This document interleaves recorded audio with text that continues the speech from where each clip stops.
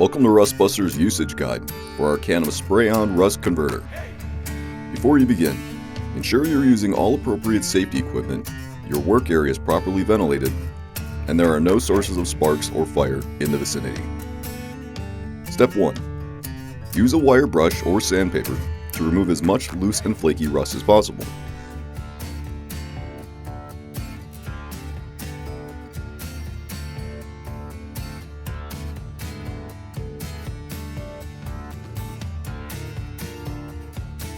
Followed by using a cleaner to wash away the residual dust and debris.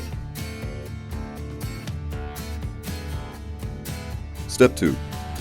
After shaking the can for a minute or so, begin coating the frame with the converter. If clogging occurs, remove the spray head and clean it. Once done, wait 10 minutes for it to dry before continuing any frame work, and wait 24 hours before applying another coat or any other top coating.